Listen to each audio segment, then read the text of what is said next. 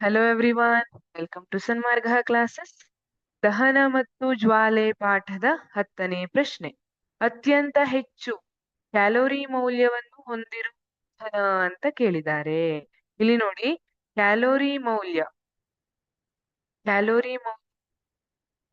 ಇದು ಇಂಧನದ ದಕ್ಷತೆಯನ್ನ ತಿಳಿಸುವಂತಹ ಒಂದು ವ್ಯಾಲ್ಯೂ ಆಗಿರ್ತದೆ. ಈಗ ಇಂಧನದ ದಕ್ಷತೆ ಅಂದ್ರೇನು? ಹಾಗಿದ್ರೆ ದಕ್ಷತೆ ಅಂದ್ರೆ ಈಗ ನಾನು ಇಲ್ಲಿ LPG ಯನ್ನ ಕೊಟ್ಟಿದ್ದಾರೆ, ಪೆಟ್ರೋಲ್ ಅನ್ನ ಕೊಟ್ಟಿದ್ದಾರೆ. ಯಾವುದು ವೇಗವಾಗಿ ಉರಿಯುತ್ತೆ ಅನ್ನೋದಕ್ಕಿಂತ ಯಾವುದು, ಈಗ 1 kg LPG ಯನ್ನ ತಗೊಂಡಿದ್ದೀನಿ, 1 kg ಪೆಟ್ರೋಲ್ ಅನ್ನ ತಗೊಂಡಿದ್ದೀನಿ ಅಂತ ಇಟ್ಕೊಳ್ಳಿ. ಯಾವುದನ್ನ 1 kg ನಾನು ಉರಿಸಿದಾಗ ಅದರಿಂದ ಹೆಚ್ಚು ಉಷ್ಣವನ್ನ ಬಿಡುಗಡೆ ಮಾಡುತ್ತಲ್ಲ, ಅದನ್ನ ಹೆಚ್ಚು ದಕ್ಷತೆ ಉಳ್ಳಂತಹ ಇಂಧನ ಅಂತ ಕರಿತೀವಿ. ಹಾಗಾಗಿ ಅದನ್ನ ತಿಳಿಸುವಂತಹ ವ್ಯಾಲ್ಯೂ ಏನಿರ್ತದಲ್ಲ, ಅದನ್ನ ನಾವು ಕ್ಯಾಲೋರಿ ಮೌಲ್ಯ ಅಂತ ಕರಿತೀವಿ. ಆಪ್ಷನ್ ಎ ಯನ್ನ ನೋಡಿ, LPG ಅಂತ ಕೊಟ್ಟಿದ್ದಾರೆ.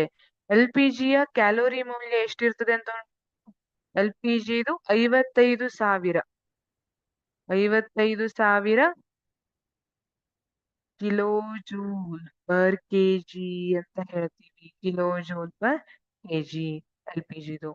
ಪೆಟ್ರೋಲ್ ಬಂದ್ರೆ ಇಲ್ಲಿ 45,000 ಬರುತ್ತೆ. 45,000 ಕಿಲೋ ಜೂಲ್ ಪರ್ ಕೆಜಿ. ಹೈಡ್ರೋಜನ್ 1,50,000 ಕಿಲೋ ಜೂಲ್ ಪರ್ ಕೆಜಿ. CNG ಯ ವ್ಯಾಲ್ಯೂ ಎಷ್ಟಿರ್ತದೆ ಅಂದ್ರೆ ಇದು LPG ಎಷ್ಟೇ ಇರ್ತದೆ, 50,000. LPG ಗಿಂತ ಸ್ವಲ್ಪ ಕಡಿಮೆ CNG 50,000 ಕಿಲೋ ಜೂಲ್ ಪರ್ ಕೆಜಿ. ಇಲ್ಲಿ ನೋಡಿ, ಈಗ ಇದ್ರ ಅರ್ಥ ಏನು? 55,000 ಕಿಲೋ ಜೂಲ್ ಪರ್ ಕೆಜಿ ಅಂತ ಬರೆದಿದ್ದೀನಿ. ಇದ್ರ ಅರ್ಥ ಏನಂದ್ರೆ 1 kg LPG ಯನ್ನ ನಾನು ದಹಿಸಿದ್ರೆ ಅದರಿಂದ 55,000 ಕಿಲೋ ಜೌಲ್ನಷ್ಟು ಉಷ್ಣ ಬಿಡುಗಡೆ ಆಗ್ತದೆ. 1 kg ಪೆಟ್ರೋಲ್ ಅನ್ನ ದಹಿಸಿದ್ರೆ ಅದರಿಂದ 45,000 ಕಿಲೋ ಜೌಲ್ನಷ್ಟು ಉಷ್ಣ ಬಿಡುಗಡೆಯಾಗ್ತದೆ. 1 kg ಹೈಡ್ರೋಜನ್ ಅನ್ನ ನಾನು ದಹಿಸಿದ್ರೆ 1,50,000 ಕಿಲೋ ಜೋಲ್ ಅಷ್ಟು ಉಷ್ಣ ಬಿಡುಗಡೆಯಾಗ್ತದೆ.